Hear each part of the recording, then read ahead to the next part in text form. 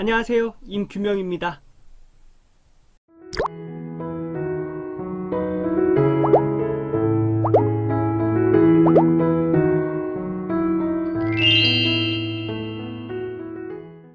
전기 기기, 동기 발전기에 관한 문제 가져왔습니다.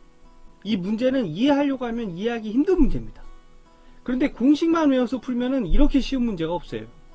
여러분, 전기 기기에 동기 발전기에 관한 문제 저와 함께 풀어보겠습니다. 비철극형 삼상 동기 발전기의 동기 리액턴스 XX는 10옴, 유도기전력 E는 6000V, 단자전압 V는 5000V, 부하각은 30도일 때 출력은 몇 kW인가? 단, 전기자 권선 저항은 무시한다. 이게 동기 발전기입니다. 이 가운데 있는 것들이 이게 계자예요. 이 계자에 코일을 감아서 얘를 전자석으로 만드는 거죠. 그래서 여기 외부에 삼상 전압이 흐르면 회전 자개가 생기잖아요. 그래서 이 코일을 감아서 전자석으로 만들어 놓은 계자가 그 회전 자개를 따라서 도는 겁니다.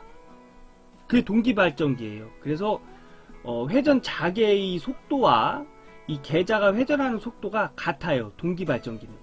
그래서 역률도 1입니다.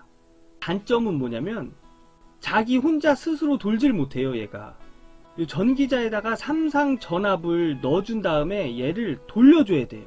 그래야 돌아요. 이 동기 발전기는 외부에 회전 자개가 생겨도 얘가 가만히 있을 때는 돌지 않습니다. 외부에서 어떤 힘을 줘서 얘를 돌려줘야 돼요.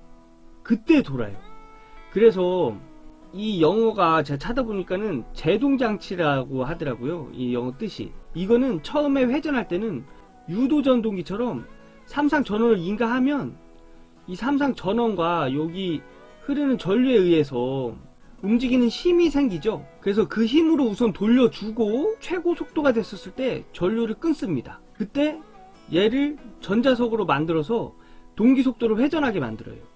여기 슬림 링이라고 있는데 이 슬림 링을 통해서 발전기는 전압이 이쪽으로 나가고 전동기는 전압을 일로 넣어주는 거죠. 이게 동기 발전기입니다. 그런데 이 계자에 생긴 형태로 구분을 지어서 비철극형과 그냥 철극형으로 나뉘는데 저도 비철극형은 어떻게 생겼는지 잘 모르겠어요. 어디 찾아봐도 안 나오더라고요. 이거는 지금 보이는 거는 이건 철극형입니다. 돌출되어 있는 형태. 근데 비철극형은 원통으로 되어 있다고 하는데 사진이나 자료를 가지고 계신 분 있으시면 네이버 카페 전치모에 올려주실 것을 부탁드리겠습니다. 저도 한번 보고 싶어서요. 이게 동기발전기고 동기발전기는 어떻게 회전하는지 좀 말씀을 드렸고요. 우리가 중요한 거는 문제 푸는 거잖아요. 그래서 문제를 한번 풀어보겠습니다. 그래서 이거는 공식을 외우셔야 돼요. 비철극형 삼상 동기발전기 비철극형 동기발전기의 출력은 3 곱하기 XS, 이게 동기 리액턴스죠. 동기 리액턴스 분의 유도 기전력 곱하기 단자전압 곱하기 사인 부하각, 이겁니다.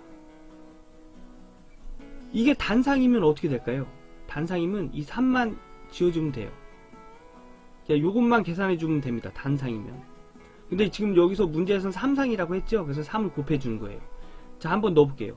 3 곱하기 유도기전력 6000V 곱하기 단자전압 5000V 사인 부하각 30도 나누기 동기 리액턴스 10 하면은 4500 곱하기 10의 3승 와트가 나와요. 이게 4500kW죠. 그래서 답은 3번입니다. 전기 기기 동기 발전기에 관련된 문제를 풀어봤습니다. 여러분, 우리의 목적은 문제를 푸는 거지 뭐 비철극형이 어떻게 생기고 철극형이 어떻게 생기고 이런 거를 배우는 게 아닙니다. 제가 설명드린 건 그냥 책으로만 보신 분들은 동기발전기가 이렇게 생겼구나, 이렇게 회전하는 거야, 그냥 요거 보고 가시라고 제가 설명을 드린 거죠. 꼭 이거를 외워야 되고 이게 중요한 건 아닙니다. 여러분, 우리가 해야 할 일은 문제를 푸는 겁니다. 그래서 이런 문제는 공식만 알고 있으면 간단하게 풀리는 문제니까요. 이런 거는 놓치지 말고 가져가자고요. 오늘 여기까지 하고요. 제가 매일 한 문제씩 기출문제 풀이해서 영상으로 올리고 있으니까요. 2020년도 1회차를 준비하시는 분들은 제 채널 구독, 좋아요, 알람 설정 해놓으시면 도움이 되실 겁니다. 그럼 저는 다음에 더욱더 유익한 영상으로 인사드리겠습니다.